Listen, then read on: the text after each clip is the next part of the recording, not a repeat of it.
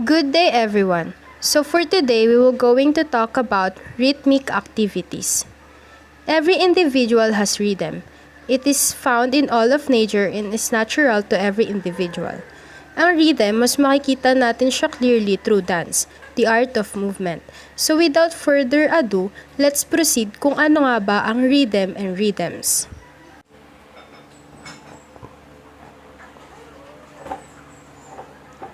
Rhythm is the regular recurrence of accented and unaccented beats. So, ibig sabihin, ito yung paulit-ulit na beat na may DN at walang DN. Like for example, so kung maririnig nyo, yung malakas or yung binibigyan ko ng DN, yun yung accented. At etong mga ganito, yan yung unaccented. So, ang rhythm, nabubuo siya through paulit-ulit na accented and unaccented beats. Next is rhythms. Is a term which denotes an aspect of a quality of movement that is sometimes thought of as dance. So, dito, yung isang individual, nag-response na siya through movement sa isang rhythm or music, tinatawag na siyang rhythmic movements or rhythms. Structured forms which start creative rhythmic movements are called rhythms. Rhythmic activities. The physical manifestations of the mental and emotional response of the individual to rhythm. So dito, mapapahayag na natin physically yung nararamdaman natin sa isang rhythm. So, papasok na dito yung dance.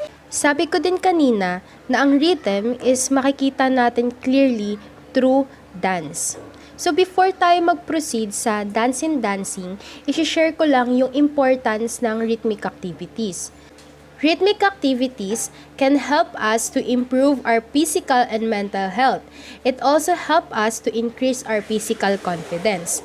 Ang rhythmic activities din is nakaka-improve ng mental functions because rhythm regulates the brain and prevents cognitive decline. Yung meaning ng cognitive decline is yung experience of worsening or more frequent confusion or memory loss. So, nakaka-prevent siya ng ganong pangyayari. And it also boosts the chemicals in our brain that support better memory and learning. Proceed na tayo sa dance and dancing. Dance refers to movements set to music where there emerges organization, structure, and pattern. It is a composition that implies arrangement of parts into a form. So, ang dance and dancing is magkaiba. Ang dance, ito yung nagsiset ka pa lang ng pattern of movements. Ina-arrange mo pa lang sila. So, yun pa lang ang dance. Pero ang dancing is a means of expressing one emotions through movement. So, ibig sabihin kapag ang isang sayaw, isinayaw na natin with emotion, dito pa lang matatawag na dancing. It is an act of moving rhythmically and expressively to an accompaniment. The word dancing came from an old German word, danson, which means to stretch. Essentially, all dancing is made up of stretching and relaxing. Rhythmic fundamentals. In the field of dance, there are certain fundamental knowledge and rhythmic skills considered important for proficiency in bodily movements. We have elements of rhythm. First, beat, the underlying pulse of a rhythm. Ang beat, ito yung steady and regular pulse na naririnig natin sa isang music. Katulad na lang ng normal heartbeat. 'Di ba yung beat ng puso natin, yung tunog niya normal lang as in steady, hindi siya nagbabago. Ganon din yung beat sa music. Equally spaced and usually doesn't change. Kung mapapansin niyo din sa example natin, yung notes, equally spaced siya at saka quarter notes lang yung ginamit, hindi siya nagbabago. Tempo, rate of speed of a movement. Since movement siya, may kinalaman yung dance. Nandito na rin naman yung keyword na speed. Ibig sabihin kung gaano kabilis or gaano kabagal i-perform ng isang dancer yung isang sayaw. Kung sa rhythm naman or sa music, ganun din. Kung gaano kabagal or gaano kabilis i-perform ng isang musician yung isang tugtog. Intensity, variation of stress of movement. Since movement siya, may kinalaman ulit yung sayaw. Sa pagkakaintindi ko dito, we can distinguish less or more intensity depende sa energy or sa delicacy na in-apply ng dancer sa isang movement. Pitch, lowness or highness of a tone. Accent, emphasis on a certain beats. So, ito yung example niya. Kung nakikita nyo, yung greater than sa taas, yun yung accent. Ibig sabihin, dun ka sa beat na yon magbibigay diin. Or dun sa beat na yon lalakas. Meter, the regular occurrence of beats which divides a musical design into measure. Ito yung example niya. Ang meter, ito yung pag-ulit ng pattern and accents katulad ng bars and beats. Yung bars, ma-explain ko siya later on. Phrase, measures grouped together. So, ito yung example niya.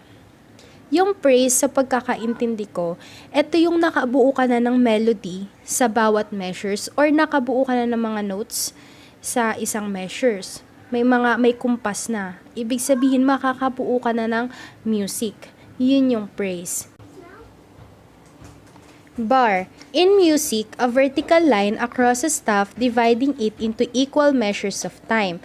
Ito po yung example. Yung vertical line na nakikita nyo, yun yung bar. Ang purpose niyan is para ma-divide yung staff into equal measures of time. Yung staff na tinutukoy ko, yan yung horizontal lines. Diyan na tayo naglalagay ng mga notes. Count, a pulse beat, a time limit. Ito po yung example. Ang pagkakagets ko din po dito, malalaman natin yung countings through time signature. Halimbawa po, 4-4 yung time signature. Ang countings po nun is 1, 2, 3, 4 yung bar, 1, 2, 3, 4 yung bar ulit, as 1, 2, 3, 4 hanggang sa matapos po yung isang music. Ganun po yung countings. Depende din po yun sa notes na ginagamit. It's either yung countings is 1, 2, 3, 4 or 1 and 2 and 3 and 4. Note, a printed symbol of a musical tone. So, eto na po yung example. Yung whole note, half note, quarter note, 18 note, 16 note. Ito na po yung ginagamit para makabuo ng isang rhythm. Measure, a group of pulse beats. Ito po yung example.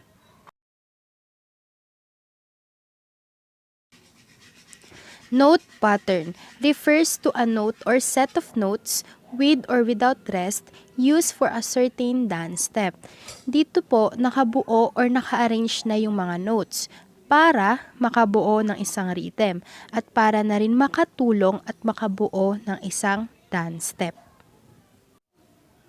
And lastly, step pattern refers to the movement or movements done for each of the dance steps. Elements of movement space. 1. Direction is the line of movement taken which may be forward, backward, sideward, diagonal, upward, or a combination of those mentioned. 2. Level is movement through space that may be done at a high, low, or medium level. Ang level kasi, it refers to where the body moved in space relative to the ground. Kaya nabanggit yung high, low, or medium level. Ito yung example ng low level. Low-level actions created a sense of groundedness, connection with the earth, rest, or vulnerability. Ang example niyan is bending, kneeling, rolling, crawling, crouching, sitting, and reclining. Next naman is yung medium level. It is the shape and actions bring a sense of human action and scale to dance. Ang example niyan is gestures, walking, stepping, running, and balancing. Lastly, high level. High level shapes or action move away from the ground, defying gravity by pushing up and into the air. Ang example niyan is jumping, hopping, and leaping. Range refers to the area covered as the body moves. Ibig sabihin kung gaano kaliit or gaano kalaki yung movement na nasakop ng isang dancer from one place to another. Floor pattern. The path or design that is made while moving in space is what is termed as floor pattern. It may take a form of a circle, square, straight line, or zigzag. Ito po yung example.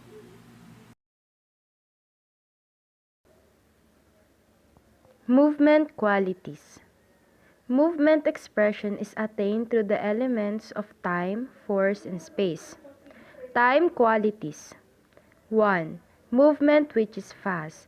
Ang example nito is galloping horse and jet plane. 2. Movement which is slow. Example niya is turtle and flower growing. Next is force qualities. Soft light movement. Example niya is fairies, birds, and butterflies. Strong heavy movement, elephant and bulldozer. Strong jerky movements, frog and a jumping jack. 4. Smooth sustained movement. Ang example niya is airplane and fish swimming. Next is space qualities. Movement up and down. Ang example niya is bouncing ball and yo-yo. Movement across, back and forth, or around. Example niya is rowing boat and a merry-go-round. 3 is movement which is slow. Example niya is ants and turtles. And lastly, movement which is high. Example niya is kites and clouds. So, yun lamang po yung akin. Proceed na tayo kay Mr. John Ray Aguanta. Basis of the dance program. Creative dreams are sometimes called fundamental rhythms or natural dances.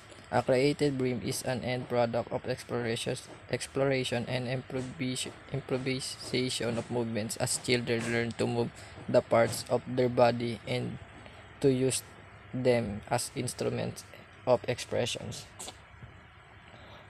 From the word products of explorations and improvisations. Movements, ito yung paggalaw ng katawan ng isang tao to use it as instrument of expressions. Sabi rin yung creative rhythms, tinatawag din siyang fundamental rhythm. It means including dito yung walking, running, skipping, and other fundamental movements. So next, folk ethnic dance is a cultural art handed down from generation to generation. It communicates the customs, beliefs, rituals, and occupations of the people of a region or country. So, yung folk dance daw, ito yung nagpapakita ng pamumuhay ng isang religion sa pamamagitan ng pagsayaw. Usually ito yung ini-emphasize nila yung kultura nila, kung saan ba ito nagmula, tsaka yung mga traditional nila na lugar. While we say naman na ethnic that is the term used to distinguish religious dances and designs as hymn of praise to God. So ito yung nagpapakita ng pagka-religious ng mga katutubo na may kanya-kanyang paniniwala. They are symbolic in meaning that can be understood easily sa mga taong hindi kabilang sa group nila. Example of ethnic dance are Dugso. It is natural dance from Bukidnon, and Pagdiwata naman from Palawan. So next is social and ballroom dance. The setting of the social and ballroom dance is a social gathering the more the more formal atmosphere than the simple and informal parties in which the recreational dances are the usual forms. Social and ballroom dancing are generally held in the evening. The participants are usually in formal attire. So yung social and ballroom dance nga is a social dance. Ito daw yung category of performances na sociability yung primary focus of the dancing, while kapag ballroom dance refers to traditional gather dance, usually it is forms of by a couple. This include waltz, swing, tango, salsa, and cha-cha. So, syempre kapag sinasayaw yung mga yan, nagkakaroon ng interact with your partner habang sinasayaw nyo yan. Dapat nakikita rin sa magpartner na nag-enjoy sila sa kanilang ginagawa, sa step na ginagawa nila. So next is recreational dance. It includes dance mixers, square dance, round, and couple dances. Many of these dances have simple patterns and combination of walking steps, polska step, and the waltz steps. The setting is usually informal gathering and parties, reunions, etc. When we say naman recreational dance, it refers to any form of dancing like social, educational, or health benefits. Masasabi mo ring recreational dance kapag included yung social, educational, or health benefits ng isang sayaw na ginagawa mo. Sabi rin nila yung recreational dance is fun and is it fun and alternative for some such needed physical activity. Example of recreational dance is ballroom, square and round dancing, set dancing, and so on. So next is creative dance. Is the highest form of dance. It is the end product of exploration and improvisation of movements as the dancer or the choreographer expresses his feelings or emotions, ideas, and interpretations. This is the dance with a definite form, a beginning and an ending. The principle of arts from all observed is the composition of the dance. So yung creative dance nga is a dance form that combines the mastery of movements with the artistic of expressions. From the word creative, ito yung uri ng pagsayaw na yung dancer mismo nagre-create siya ng sarili niyang movement. It doesn't require any extensive training, and it focuses on the development of motor skills. Yung nagpapakita ng expression of emotions. There are many benefits of learning creative dance. It is good for movement, cognitive abilities, and developing social skills. Example nga ng creative dance is yung our ballet, jazz, and modern and or contemporary dance. This formation commonly used is rhythmic activities. Ito nga yung this formation nga po is commonly used in rhythmic activities. Because very important and adds beauty to the dance. Below is the example of formation activities. Single circle facing clockwise, single circle partner spacing, single circle facing counterclockwise, single circle spacing center, double circle partner facing, double circle facing clockwise, double circle couple spacing, square or quadrille formation, semicircle or half moon, double lines spacing front, double line spacing partner spacing, long open formation. These 12 are examples of formation commonly used in rhythmic activities. Objective of rhythmic activities. First, develop skills necessary for recreational enjoyment. So ito nga yung develop skills necessary for recreational activities. It is develops everyone's skills by building communication skills and learn building as students have have to work in a groups to solve the problems. So yung ano nga, mas maganda nga siguro, mas maganda nga pag magka-grupo kayo para mas may communicate kayo sa isa't isa at mabilis nyo masosolve ang mga problems na naka-assign sa inyo. There will be more discussion of ideas and feedbacks and help students to resolve conflict and among themselves. Mas makakabuti nga yun kasi mas nakakapagbigay kayo ng idea sa isa't isa at nakakapag-feedback kayo sa isa't isa para makatulong din sa inyong mga problema, sa mga inyong kinakaharap na problema. Next, maintain good posture and physical efficiency. So yung recreational activities nga ay yung makakatulong sa inyo to increase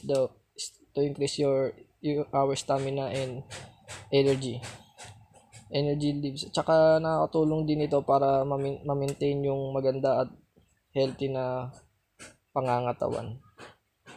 Promote emotional freedom.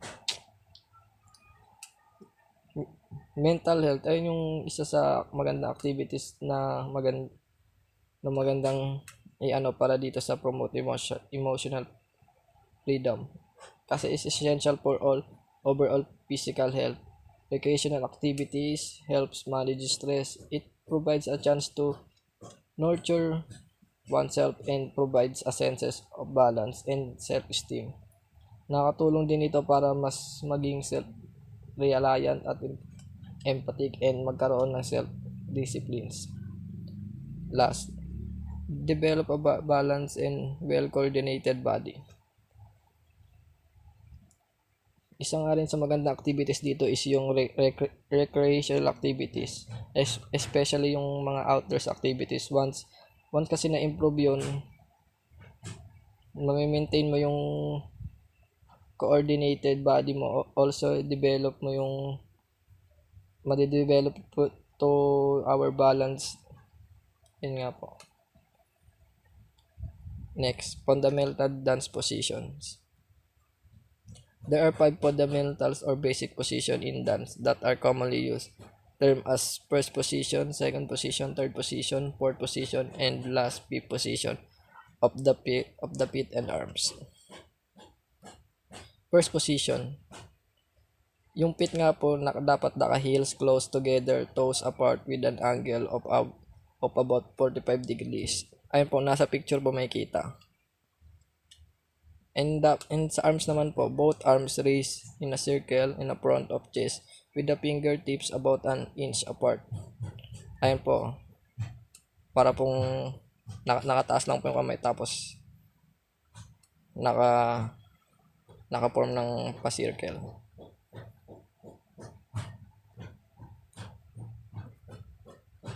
Next is second position. Second position. Yung feet naman po, feet apart sideward of about a space distance. Nakangat po yung kamay tapos medyo nakahiwalay po sa isa't isa. Tapos yung arms naman po, both raised sidewards with the graceful curve at shoulder level. Nakaangat din po tapos pantay po sa shoulder. Third position. Yung feet naman po is heel of one foot close to instead of another foot. Ayan po nasa picture. Arms, one arm raised in front as in second position, other arm raised upward. Nakaangat po yung isang kamay, tapos yung isang kamay po nakabuka. Fourth position, feet, one foot in front of other foot of a space distance. Yung isang paa po is nakaangat po sa pangalawang paa. Yung arms naman po is one arm raised in front as in first position, other arm raised overhead. Yung isang kamay nga po is yung nasa taas ng ulo, at yung isang kamay is nakaangat ay nasa unahan ng chest. Fifth position, yung feet heel of front foot close to big toe of rear foot. Yung paa po is naka-X po. Tapos yung arms naman, both arms raised overhead. Yung dalawang kamay mo po is nasa taas ng yung ulo. The basic natural movements, locomotor movements, are thus that move the body space in any direction with the feet as the moving base. Example nga po ng locomotor movements: walking, running, jumping, hopping, skipping, leaping, galloping, and sliding. Yung locomotors nga po is these are movements where a body travels through space from one location to another. In short po, parang hindi po kayo mag-i-stay sa iisang lugar lang. Kasi po parang ginagamitan po siya ng ng any direction na lugar. Hindi po kayo mag-i-stay sa isang lugar. Tapos next is non-locomotor, are thus in which various parts of the body move in space with fixed base. The base may be standing, kneeling, sitting, or lying. So yung non-locomotor's movements nga po is any movement that does not travel but use the available space in any direction. In short po, doon lang po kayo parang naka-stay lang po kayo sa isang lugar, pero ginagamitan pa rin po ng space, ng base at ng direction. Ito nga po yung mga example ng non-locomotor's movements. Flexion, bending or shortening of a body part occurring at joint. Extension, turning, twisting, or circling. Pendular, swinging, swaying arms forward, backward, or sideward. Percussive, striking and hitting, pushing and pulling. Vibratory, shaking and beating. Sustained, a slow, smooth flowing movement with the balance of movement through the entire series. Suspended, a sharp movement followed by a series of a slow, prolonged movements until a peak is reached. Okay. So, yung report po namin is about the history of Philippine folk dances. Objectives. At the end of the lesson, the students are expected to discuss the history of Philippine culture, giving emphasis on dance. Identify the various regions of the Philippines and its distinction from each other.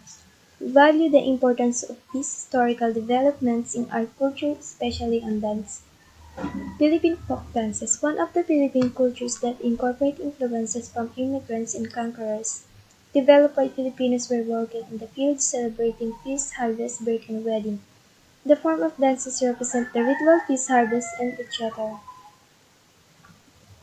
So, sabi daw po dyan, isa daw po sa kultura ng Pilipinas is yung folk dance, which is influenced daw po siya ng mga dayuhan na napunta dito sa Pilipinas. Yung kultura daw po nila na-adapt ng mga Pilipino. So, kahit daw po influence daw po siya ng mga conquerors, mapapanatili pa rin daw po nito yung pagiging Pilipino. So, dati daw po yung mga Pilipino, nagsasayaw sila kapag nasa fields or pinaperform daw po nila yung folk dance kapag nagse-celebrate ng fiesta, nag-harvest, also birth and wedding. From courtship dances by portraying various elements of nature, many different subgenres exist within Philippine folk dancing. So, yung courtship dance din po, nagpa-portrait daw po yun ng pagsasayaw ng partner, yung babae and lalaki, or yung mga couples po. So, in the following lesson po, mapapakita yung dances na yun. Halimbawa ng dances na yun. There is no record start of Philippine folk dance. As long there have been people on the island, they have been dancing. So, wala daw pong exactly na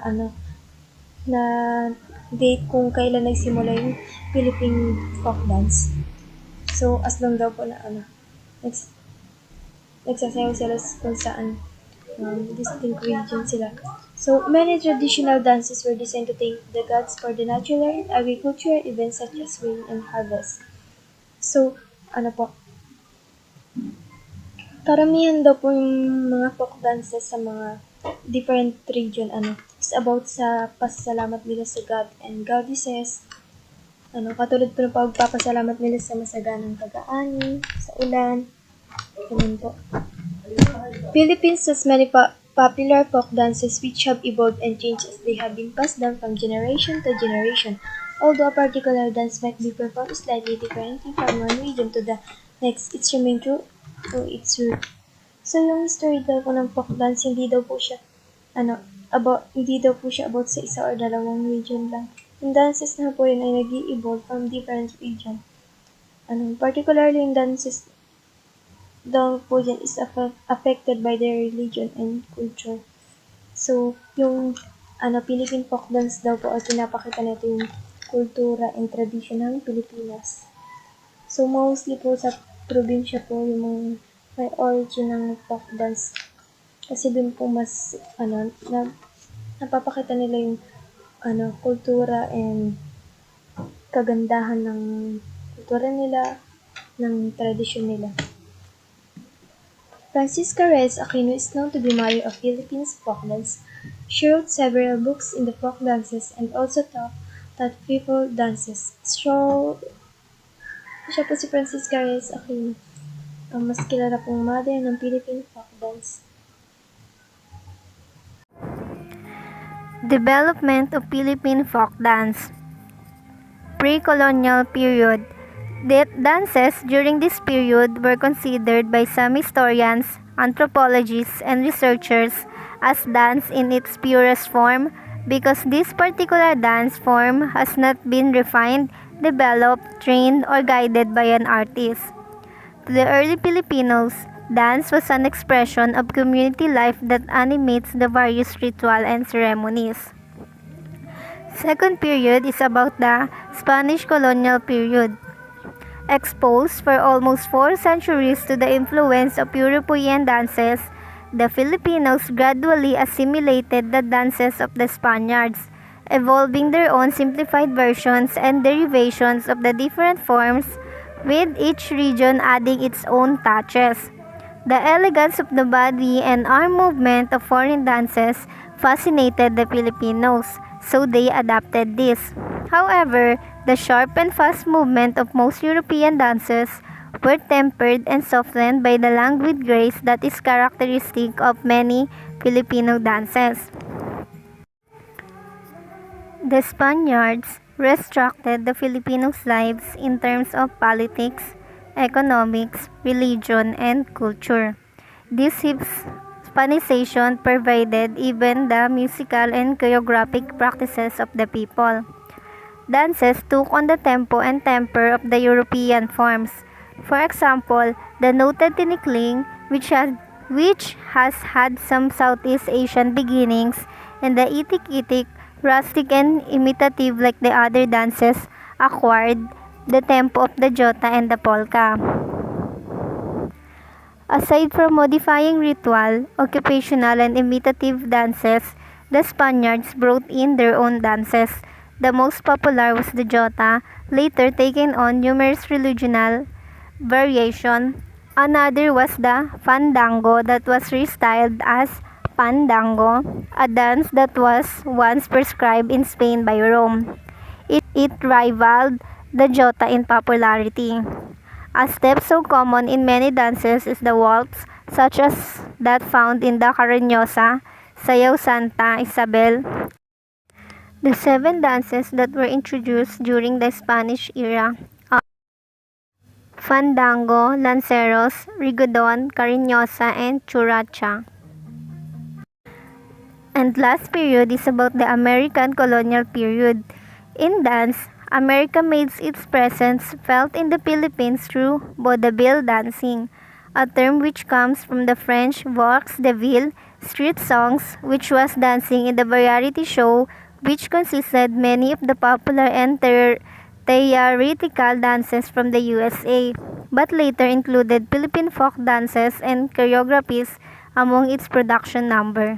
Objectives of Philippine folk dance: to omit to the ideals of cultural development as a vital factor in nation building, to enhance the cultural values demonstrated in various folk dance aesthetically, morally, and physically, to actively participate in folk dancing for its intellectual, moral, and aesthetic values, to disseminate Philippine traditional dances in its pure and authentic form, and last, to instill the love for performing the folk dances as a cultural legacy and to show to other nations the identity of the Filipino as a people. Value: Philippine folk dance helps keep the people connected to their ancestry and their traditions. Folk dance helps to preserve the cultural unity of the people. Importance: people think folk dances are important because they help keep a culture alive. People have been doing folk dances for hundreds of years and there is a value keeping that tradition alive. Folk dances are important because they preserve the Philippine culture and pass it on to the next generation. They are a uniting force to the Philippine people. The topic is about fundamentals or dance terminologies of Philippine folk dances. There are 2 terms in terms of this topic. First is yung dance terms common to folk dances. Second one is yung dance terms with foreign origin na ginagamit sa Filipino folk dances. Unahin na natin yung dance terms common to folk dances. Arms in lateral position. Both arms are at one side, either sideward, right or left. This may be done at shoulder, chest, or waist level. Brush. Weight on one foot. Hit the floor with the ball or heel of the other foot, after which that foot is lifted from the floor to any direction. Clockwise. Like the motion of the hands of the clock, right shoulder is toward the center of an imaginary circle. When facing center, the movement is toward the left. Counterclockwise. The reverse direction of clockwise. Left shoulder is toward the center of an imaginary circle. When facing center, the movement is toward the right. Crossed arms. Partners are facing each other or standing side by side. Girl at the right of boy. They join their left hands together and right hands together, either right or over left or left over right hands. Cut. To displace quickly one foot with the other, thus completely taking off the weight of the body from the displaced foot. Do-si-do. Both advance forward, pass each other's right or left side, step across to the right or left, move backward without turning around, pass each other's left or right side to proper places. Draw. To pull one foot along the other, close to the other which has the weight of the body. The weight may or may not be transferred. Free foot. The foot no bearing the weight of the body. Free hand. The hand not placed anywhere or not doing anything. Hand on waist. Placed hands at the waistline. Knuckles in. Fingers pointing in rear. Hop. A spring from one foot landing on the same foot in place or any direction. In front, in rear, sideward, or across. Inside foot. The foot nearest one's partner when partners stand side by side. Inside hand. The hand nearest one's partner when partners stand side by side. Jump. Spring on one foot or both feet, landing on both in any direction. Leap. A spring from one foot, landing on the other foot in any direction. Forward, sideward, backward, or oblique. Outside foot. The foot away one's partner when partners stand side by side. Outside hand. The hand away from one's partner when partners stand side by side. Place. To put the foot in a certain or desired position without putting weight on it. The sole of the foot rests flat on the floor. Point. Touch lightly with the toes of one foot, weight of the body on the other. Saludo or bow. Partner bow to each other, the audience, opposite dancers, or to the neighbor. Set. A dance formation like a quadrille or a unit composed of two or more pairs. Stamp. To bring down the foot forcibly and noisily on the floor like doing heavy steps. Step. To advance or recede by raising and moving one foot to another resting place.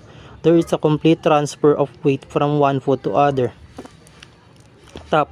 To tap lightly with the ball or tip of the toe, placing weight of the body on the foot. There is no change of transfer of weight there. Touch. C point. Whirl. To turn fast by executing small steps in place to right or left. Next is yung dance terms with foreign origin na ginagamit sa Filipino dances. Abraset. Girl at the right side holds right arm of the partner with her left hand, free hands down at the sides with terms.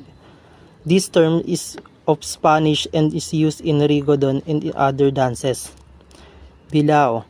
To turn hands up and sewn alternately, hands at waist level in front, elbows close to waist.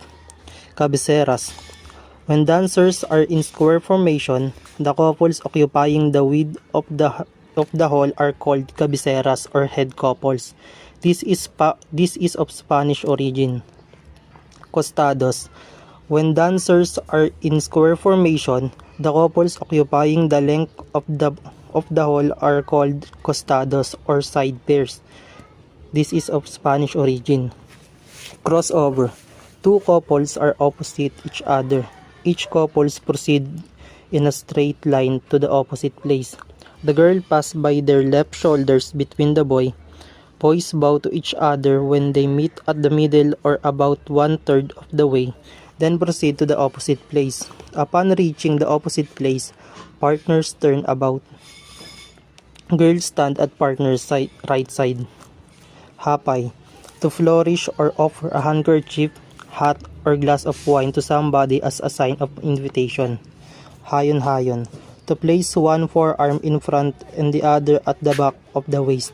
This is a Visayan term. Haleo. Partners turn around clockwise with right elbows almost touching or counterclockwise with left elbows almost touching, using walking or any kind of dance step. The hands near each other are on waist. This is a Tagalog term but is of Spanish origin. Kumintang. Moving the hand from the wrist either in a clockwise or counterclockwise direction. This is an Ilocano term.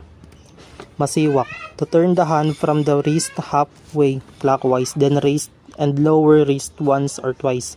This is an Ibanag term. Paranjak. With body weight on left or right foot, stamp right or left foot in front, then tap same foot close to left, arms in reverse T position, hands doing the kumintang on the stamp. Salok. To scoop or swing the arm downward, upward in front of the body, the trunk following the movement of the scooping arm. This is a Tagalog term. Sarok. Cross the right or left foot in front of the left or right foot. Bend the body slightly forward and cross the hands down in front with the right or left and hand over the left or right. Classification of folk dances in the Philippines. Most provinces here in the Philippines have their own identifying folk dances wherein they showcase the elegance and beauty of the way they do things, the way they dress, the way they see things as shown in different paintings as they have been influenced by various events as that happened in the history. So, kada probinsya here in the Philippines is may kanya-kanyang folk dances from Luzon, Visayas to Mindanao, 'di ba? Parang ito yung nagsisilbing pagkakakilanlan din ng isang probinsya, 'di ba? How they dress, ganun din. Kung halimbawa sa Luzon, yung mga ethnic group, 'di ba? Alam na natin kung ano yung mga folk dances and kung paano sila manamit or kung paano sila mamuhay as their own culture or yung paniniwala nila sa probinsya nila. And then, syempre, na-impluwensyahan na rin tayo ng iba't ibang mananakop, 'di ba? From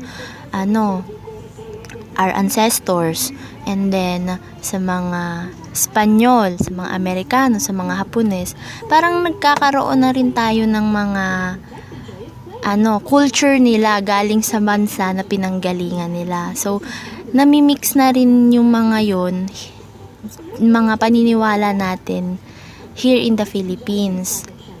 Mostly sa mga dances.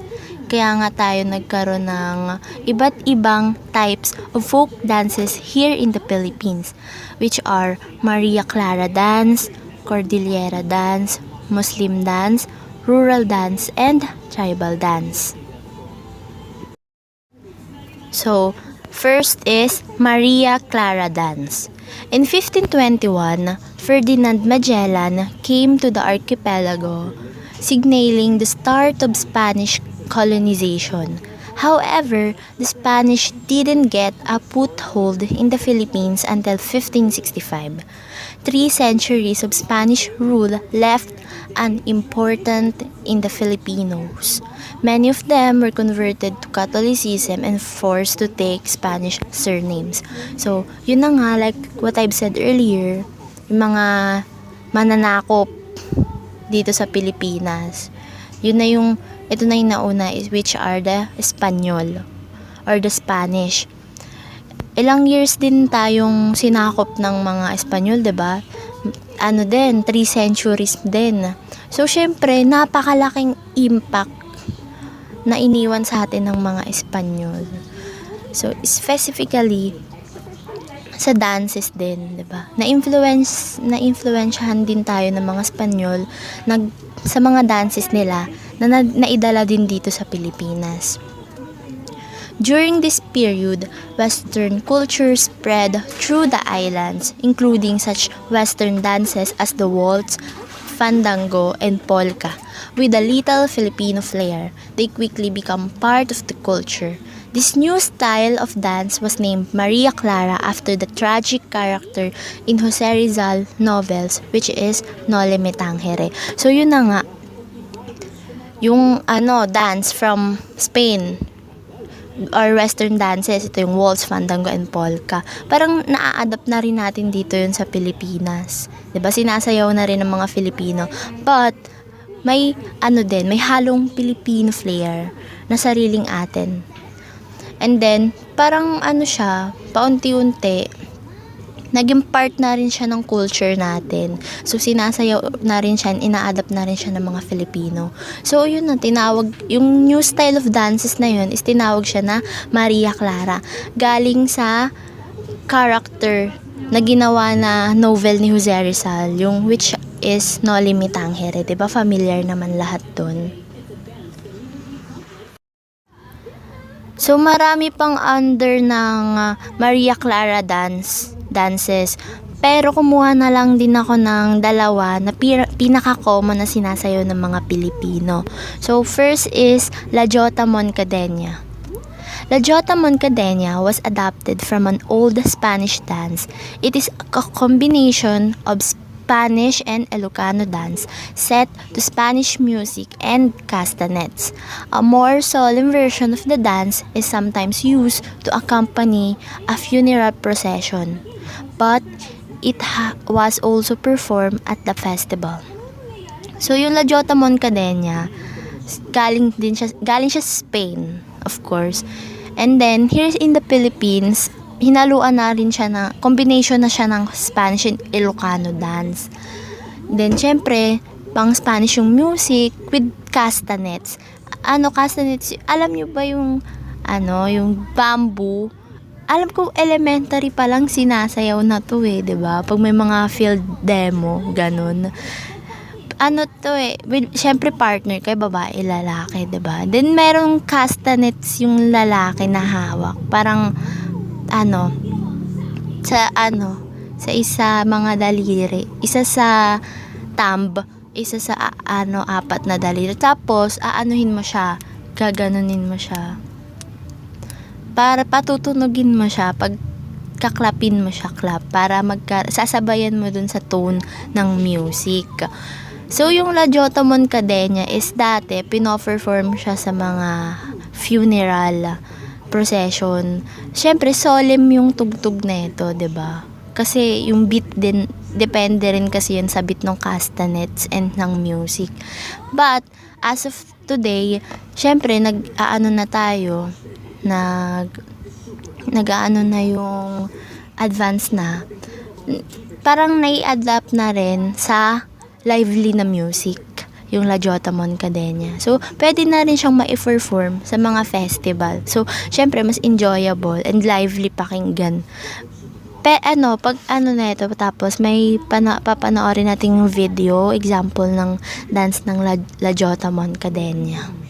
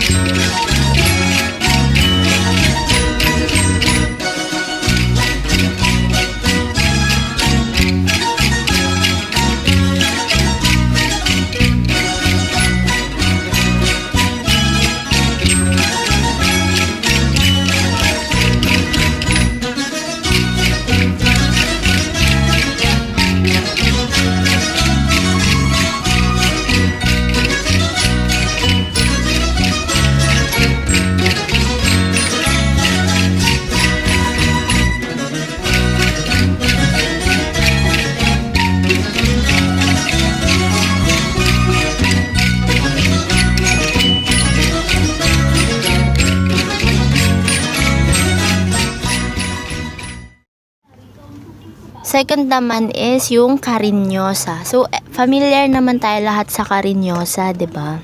Nafo-perform din to sa mga schools, field demo, even sa PE. 'Di ba? Nasayaw na to. Syempre by partner din to, 'di ba? And then Carinyosa is a flirtatious dance is known throughout the Philippines. Carinyosa means affectionate, lovable, or amiable, with a fan and handkerchief.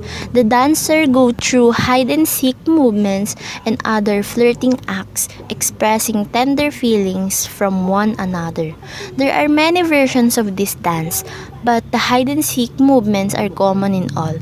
It is a courtship dance from Panay, performed by couples, followed by strict code of Philippine system, no touch. Fierce moral standard dictated that a wedding was the only solution to such a shameful situation. Syempre here in the Philippines, 'di ba? Talagang na natin yung pagiging dalagang Pilipina, 'di ba? 'Yon.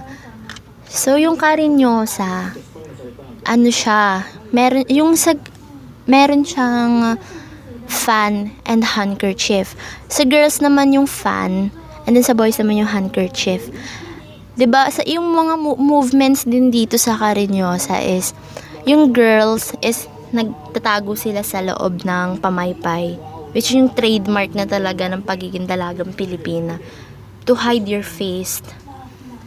And then here yung mga steps naman nito is yun nga, hide and seek. Paano kayo baliktad? Baliktaran kayo ng mga movements. Basta may mapapanood ko naman yung example na video ng dance. May mga iba-iba din naman kasi siyang version. And then, yung Carinyosa, yun nga, sabi flirtatious daw. And then, yung mga suotan naman kasi dito, wala namang pinipili. It depends naman, kahit sa La Jotamon Cadena. Pero sa La Jotamon Cadena, parang more on siya sa mga Filipiniana style, ganon. Na mga nakabarong yung guys, and then girls naman mga naka-Filipiniana. And here naman sa Carinyosa, ganon din. It depends naman kung ano yung gusto nyong outfit for this dance. Basta, nagre-represent siya ng pagiging Pilipino.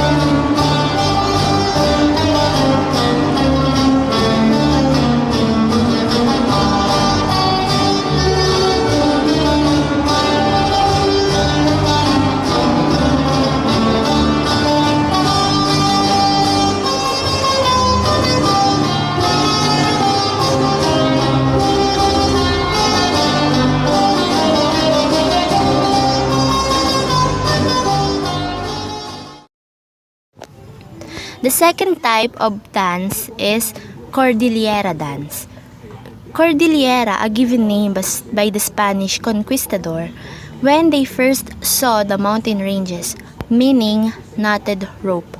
The Spanish term refers to the jumbled rolls and dips of this long range traversing the northern part of Luzon Island. So, ito yung tawag dun, Sierra Madre. Kita nila. Today, if one is to generalize one of the 6 ethno-linguistic tribes as an Igorot, is considered degrading. Living amidst the rice terraces that tower over northern Luzon are a people whose way of life existed long before by Spaniards or other foreigners step foot in the Philippines. The Bontoc, Ifugao, Benguet, Apayo, and the Kalinga tribes reign over Luzon mountain terrain. So, ito yung mga ancestors natin here in the Philippines, mga tribes na mga naninirahan sa Northern Luzon. They are pagan people living simple lives to appease their gods. Yon, may mga syempre, may tribes yon, may mga kanya-kanya silang rituals and paniniwala about their gods. Their rituals celebrate their daily lives, a good harvest, health, peace, war, and other symbols of living.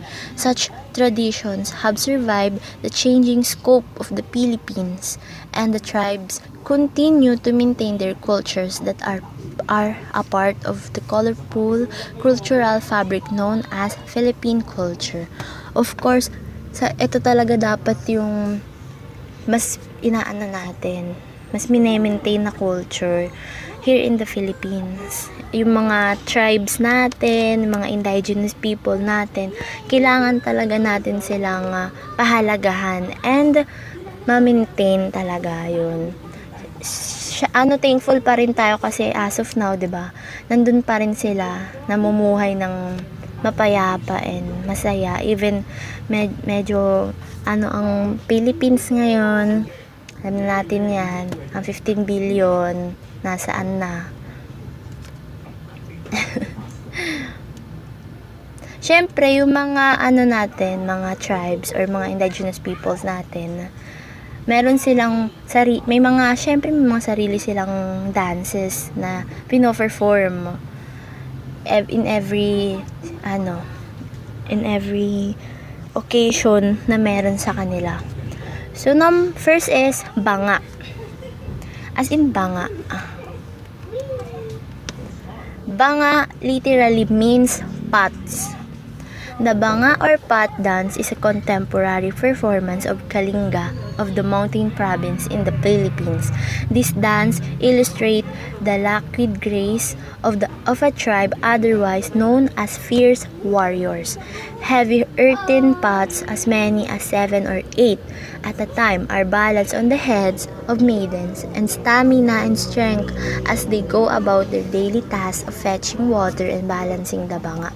So, itong banga is, pino-perform nila to para para ma-illustrate rather, yung pagiging fierce warriors ng mga maiden or ng mga kababaihan sa tribe nila.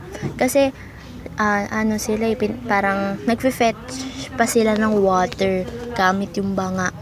Yun yung pinaglalagyan nila ng tubig, 'di ba? Alam naman natin na yung banga is napakahalaga talaga dahil para sa mga storage, pag-storage ng mga pagkain, water, like that.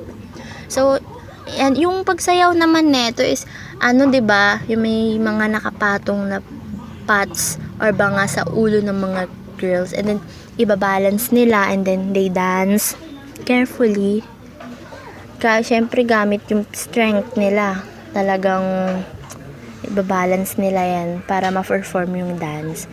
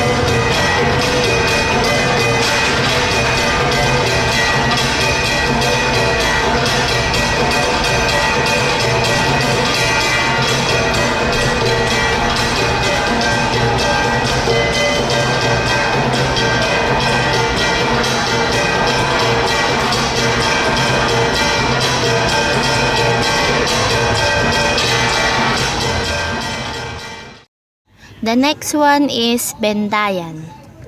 Also popularly called Bendayan, this circle dance of Benguet of Mountain Province is restaged, keeping true to the dance's context and meaning. Long known as a dance to celebrate the arrival of successful headhunters, the Bendayan has taken a new face. It is a part of every Benguet festivity, with the circle slowly giving way to other formation and interpretation. So, etong Bendayan is pa-circle formation siya na yung mga performer is paikot silang sumasayaw. They moving their hands, and pino-perform nila to para i-celebrate yung successful na mga headhunters na nakahuli ng marami or hindi namatay, 'di ba? And syempre sa Benguet talagang na sa kanila to. Lagi na nila tong ginagawa, and then binibigyan din ng mga panibagong formations and interpretation. So may video naman, let's watch it na lang po later on how they dance it.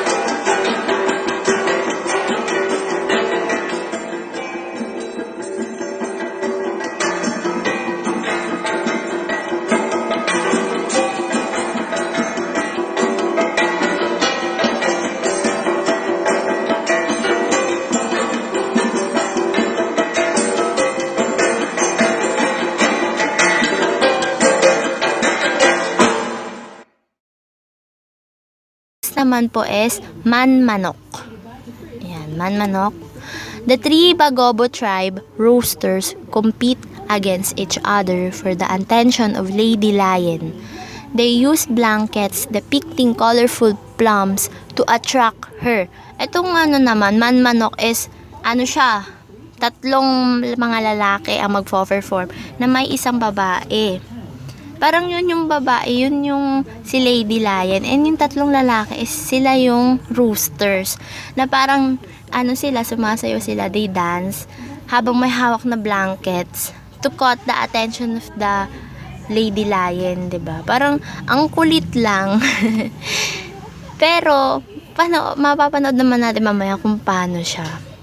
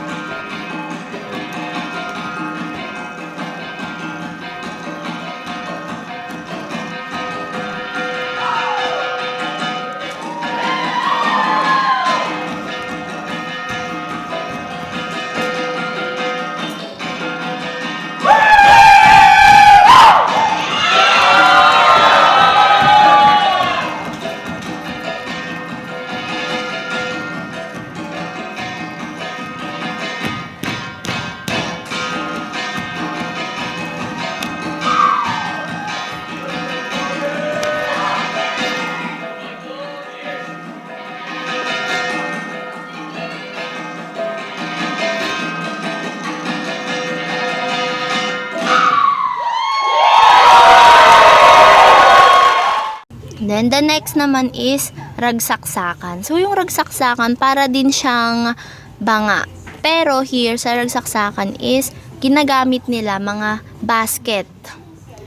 Ayun. Ragsaksakan means merriment. This dance portrays the walk of the industrious Kalinga women, carrying water pots on their heads and wearing the colorful and hand-woven blankets of life around their necks. Their walk imitates the climb up the rice terraces in the mountain provinces of the Philippines. This dance would be performed after a successful headhunt. Some variants of this dance use the banga instead of the basket. So, yun na sabi ko kanina. Banga is yung, pwede din naman gamitin yung banga. Pero sa ragsaksakan kasi more on baskets. So, yung dito, sa ragsaksakan naman, yung steps, yung the way na pagsayaw nila, yung paa, parang umaakit ka sa rice terraces, umaakit ka sa hagdanan. Basta makikita naman natin yun mamaya. And then, syempre, pino-perform nila to, of course,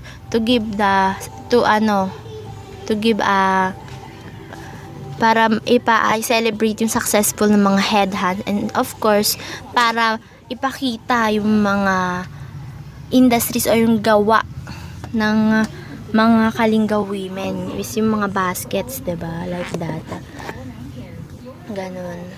So, talagang super, siguro magandang makita to live, diba? Parang talagang pino-perform ng mga tribes. As in, live mo siya may mapapanood, diba? Parang, nakaka-overwhelm sa puso. At least kahit paano, talagang pa rin, pa rin natin yung culture na ito sa Philippines. Hindi pa rin siya na iitsapwera.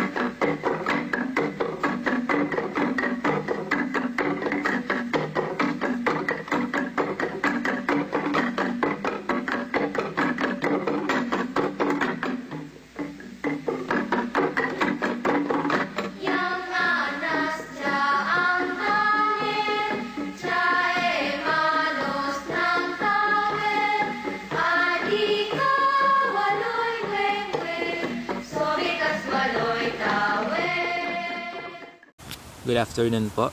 Ako po si Mark Jefferson Hidalgo at ang i-report ko po is classification of Philippine folk dance, rural dance. So, originated po siya sa Luzon. Then yung kanyang meaning is, dances illustrate the fiesta spirit and love of life. Best known type of Filipino dance. Ibig sabihin po is, ini-illustrate po nito ang fiesta spirit through dancing and yung mahal sa buhay. Ito po rin yung pinakakilala as a type of Filipino dance. Dance attire for girls, colorful balintawak and padadyong skirts. Sa boys naman is camisa de chino and colored trousers. Yung example po is binasuan and tinikling.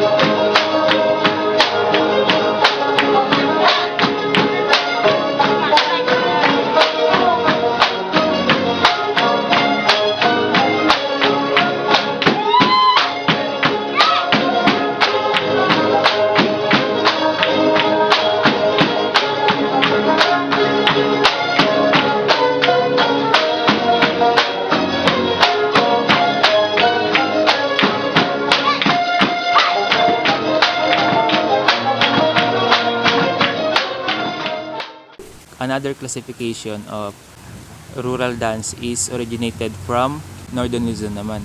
Ito po ang kanyang meaning. Sabi dito is dances to celebrate victories, festivals, religious rituals, Thanksgiving, etc.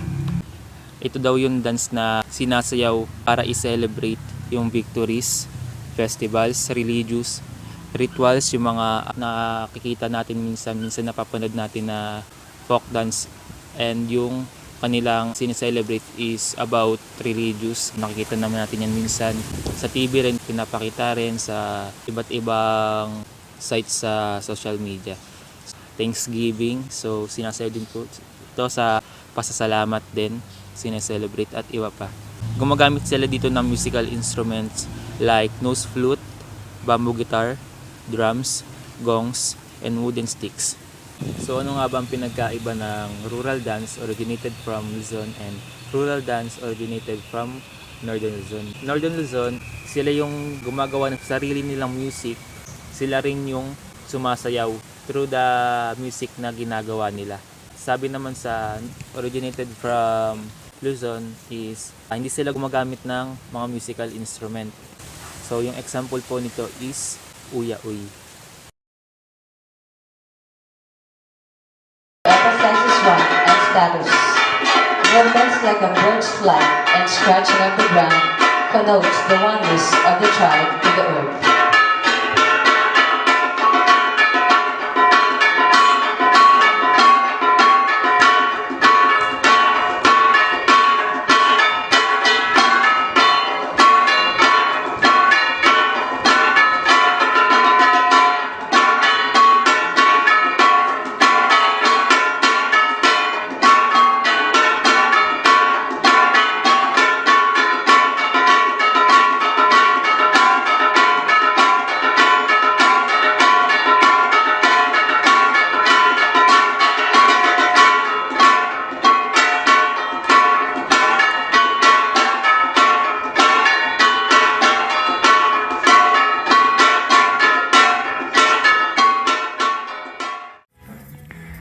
Muslim dance. Almost 1 million Filipinos are Muslim who reside primarily in the southern island of Mindanao and the Sulu archipelago. By the end of the 12th century, traders and settlers from the Malay Peninsula and Borneo introduced Islamic faith to the islands. The Muslims in the Philippines, also known as Moros, were able to resist Spanish conquest. They also preserved the Islamic lifestyle that markedly differs from the majority of the Philippine population. The ethno-linguistic groups who are primarily considered Muslim are the Maranao, Maguindanao, Samal, and Tausug. The dances are characterized by vivid colors and rhythmic movements which reflect the influence of Arabian and Indo-Malaysian cultures. They are known for their mysticism, royalty, and beauty which are evident in their music dances, accompanied by the gong and kulintang. Filipino Muslim dance is marked by intricate hand and arm movement along with shimmering costumes. The sample beat is singkil. This dance takes its name from the bells worn on the ankles of the Muslim princess, perhaps one of the oldest of the truly Filipino dances. The singkil recounts the epic legend of the Darangan of the Maranao people of Mindanao. This epic, written sometime in the 14th century, tells the faithful story of Princess Gandingan, who was caught in the middle of a forest during an earthquake caused by the diwatas or fairies of the forest. The crisscross bamboo poles represent the trees that were falling, which she gratefully avoids. Her slave loyally accompanies her throughout her ordeal. Finally, she is saved by the prince. Dancers skillfully manipulate spear or fans, which represent the winds that prove to be suspicious. Royal princes to this day in the Sulu archipelago are required to learn this most difficult and noble dance.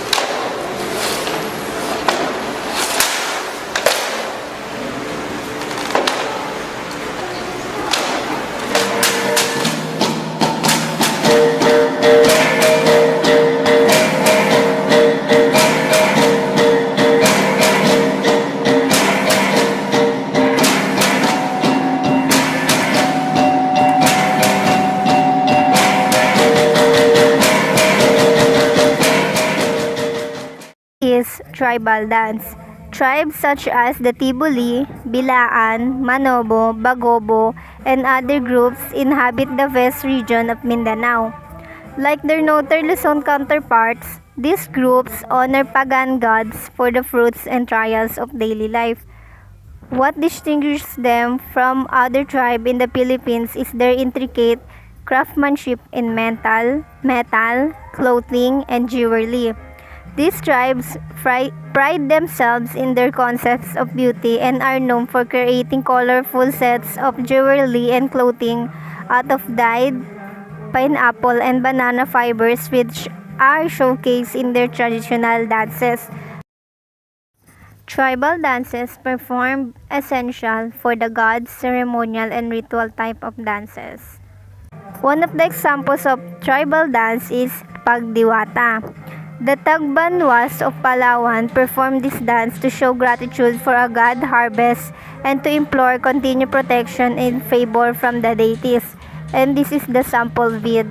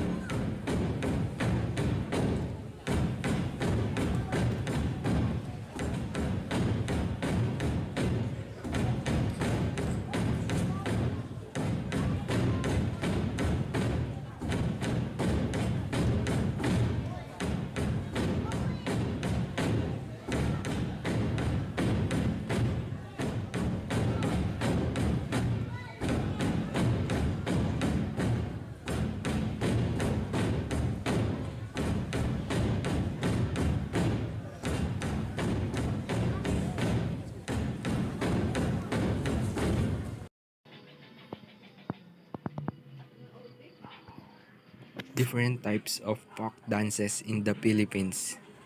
Polka Sanayon. Polka Sanayon means polka in the village. This dance comes from the province of Batangas in the Tagalog region of the Philippine Islands. In the old days, it was very popular and was usually danced at all the big social affairs and at the town fiestas. Sabi dito yung polka sanayan ay nagmula daw sa province of Batangas at nung sinaunang panahon, ang sayaw na polka sanayan ay naging popular or sikat at madalas na sinasayaw sa malalaking pagdiriwang or mga piyesta. Polka sanayon. This ballroom polka was popular in the Spanish time. It was usually danced during town fiestas and big social affairs. The dance has an average difficulty with medyo mahirap sayawin with different variation of the polka step being used all throughout with a lively tune to go by it. Formation. When performed for demonstration, dancers may be grouped into sets of 4 pairs in square formation, each couple occupying a corner or a side of an imaginary square, or they may be arranged in long ways formation. Kung sa makikita nyo dito sa picture na to, yung square na yan, ganyan yung formation ng polka sanayon. Yung dalawang dot na yan, dyan, dalawang dot, dalawang dot na to, 4 pairs. Yung 4 pairs na yan, men and women yung magkapares. Men and women. When performed as a ballroom dance, partners may face in any direction and are scattered about the room. Dance can be learned alone or with a partner. Pwede siyang matutunan ng solo or with partner. Music and count. Count is 1 and 2 and to a measure. Polka sanayon has set music to be used for the dance. Pakinggan natin yung music.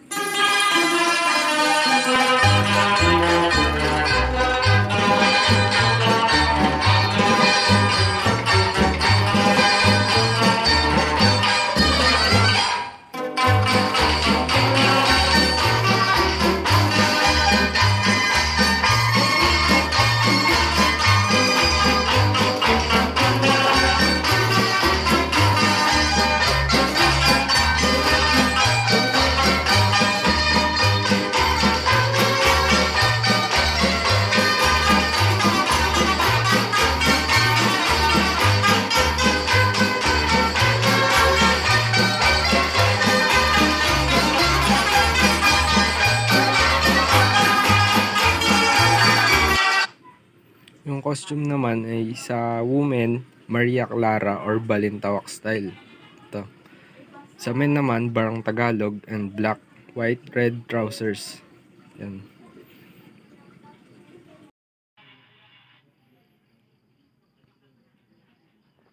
Tinikling.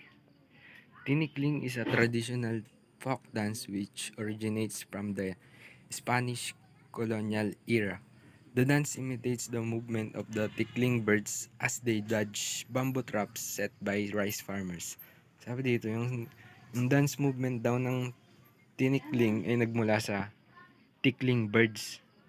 Na kung saan yung tickling birds na yun ay may nakaset ng mga trap na ginawa ng mga magsasaka. Tapos yung tickling bird na yun ay iniilagan yung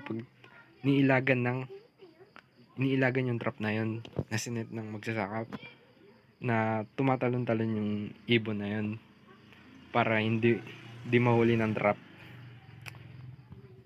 Dancers mimic the tickling bird's grace and agility by dancing between large bamboo poles. Well, according to legend, the dance originated during the Spanish colonial era when locals were ordered by the King of Spain to work on large plantations. Those who did not follow his orders or work too slowly were given a punishment to stand in between 2 bamboo poles. Sabi dito sa legend, according to legend, yung King of Spain, kapag mga hindi sumusunod sa kanyang or utos or order o mga mababagal magtrabaho ay binibigyan ng parusa na tumayo sa two bamboo poles. These bamboo poles were then clapped together in an effort to beat the Filipino natives' feet. So yung bamboo na yun, sinisipit yung paa ng mga Pilipino bilang parusa. To escape this punishment, the Filipinos would jump when the two poles were about to be clapped. Para makatakas yung mga Pilipino sa parusa na yon, yung tumatalon sila para hindi masipit yung kanilang paa ng bamboo.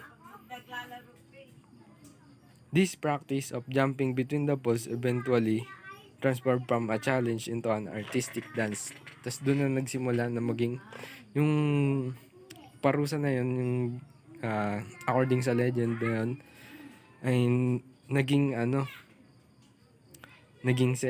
artistic dance na sa kalaunan. Formation. Dancers stand at the left side of the bamboo poles, girls in front facing the audience. Yan, may kita na sa picture. Information. Music and count. Music is divided into two parts, A and B. Count 1, 2, 3 to a measure. Pakinggan natin yung music.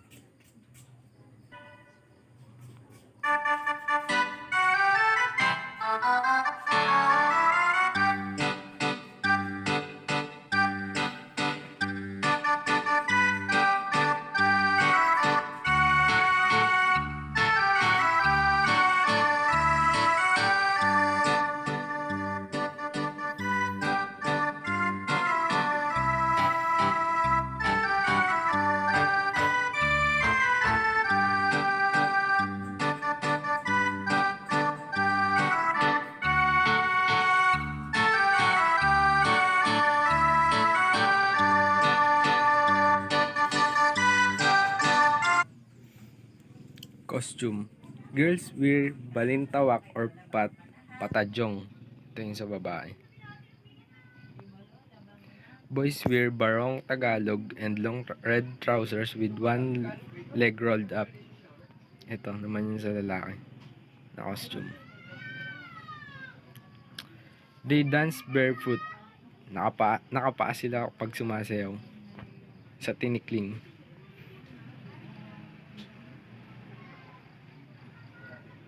Thank you. Hello everyone, my name is Ruth Magallanes and I will be reporting about two different folk dances in the Philippines. So, first one would be Singkil. So, what is Singkil? So, Singkil is a dance originating from Lanao del Sur, Mindanao, and is said to be a dance of the Muslim royalty. So, one common misconception regarding this folk dance is that this is a Muslim dance, which is in fact, Singkil is secular in nature. So, pag sinabi natin secular, it is not bounded by any religious concept. So, ano ba yung Singkil talaga? So, yeah. Alright, so sa mga pictures na to, makikita nyo kung gaano pinapakita ng folk dance na to yung ganda ng kultura ng Mindanao, specifically ng mga taga Maranao at Maguindanao. So, yan makikita nyo yung mga equipments na ginagamit nila or mga props na ginagamit nila sa pagsayaw ng Singkil. And then makikita nyo yung mga girls or na may mga hawak na fans, payong, and yung lalaki naman na may hawak na parang sword. Mamaya makikita natin yan pag pinakita ko yung video ng mismong sayaw ng Singkil.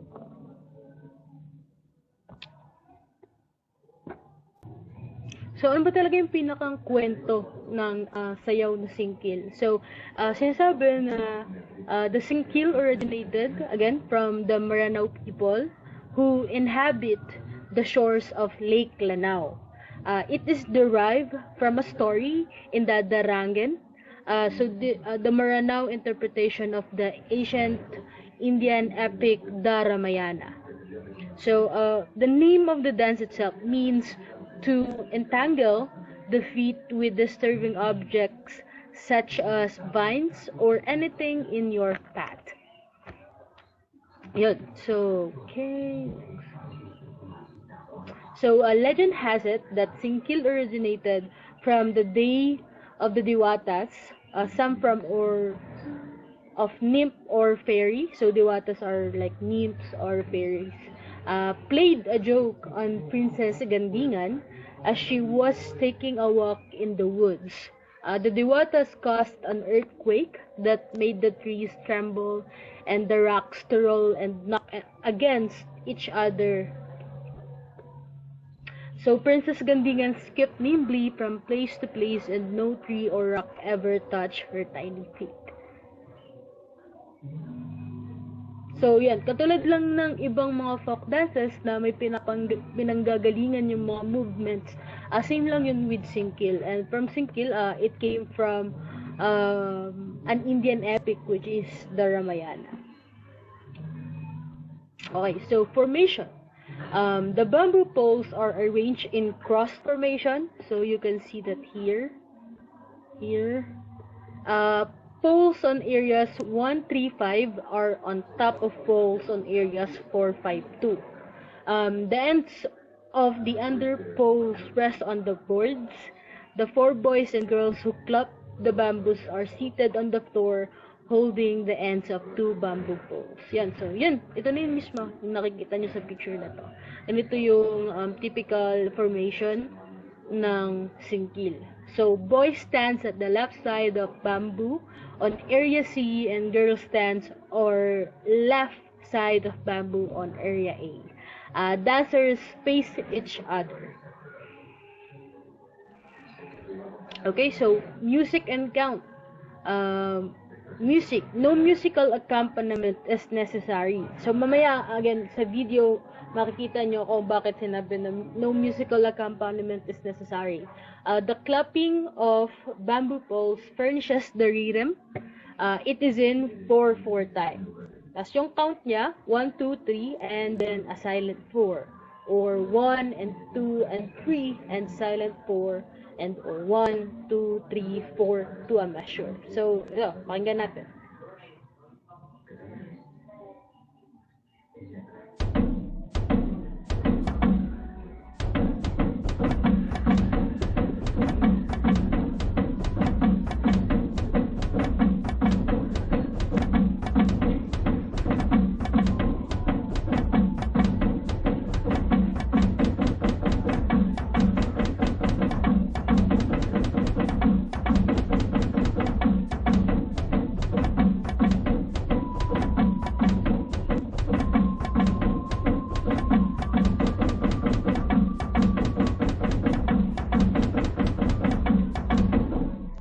So, it sounded like that. Mamaya, again, maririnig natin yan ng buo.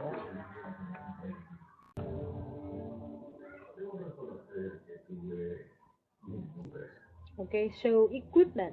Ano ba yung mga equipment na ginagamit dito? So, like, it is almost, yung equipment, almost similar sa tinikling, which needs like 4 bamboo poles or like wooden poles. Those would be like 3 yards long and about 2 inches in diameter. 2 pieces of board about 10.5 feet long and 2 inches thick where the poles are laid. So yeah, it's like similar with tinikling. And then yun nga, they do need other props like the fans and the umbrella. The boys would have the boy that would interact with the princess would need like a sword and a shield. So the sword is called a kris, K-R-I-S, and then a shield. Now, all right, next one. So the costumes. Dancers are dressed in a typical Maranao costume. The girl holds an open fan.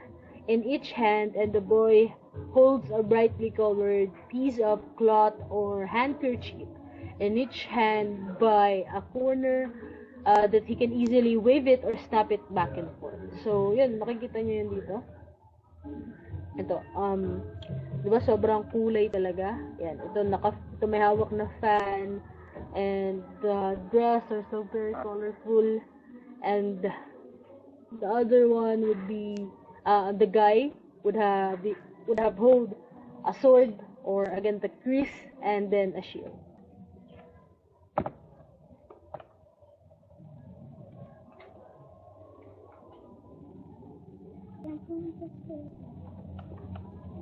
Okay, next one would be the folk dance itik-itik.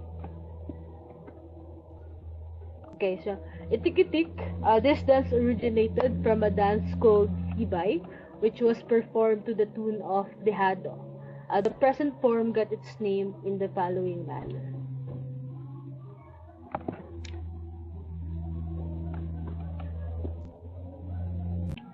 The story has it that at one baptismal party in Carmen, Lanuza, Surigao, a young lady called Kanang, which is a nickname for Cayetana, who was considered the best dancer and singer of her time,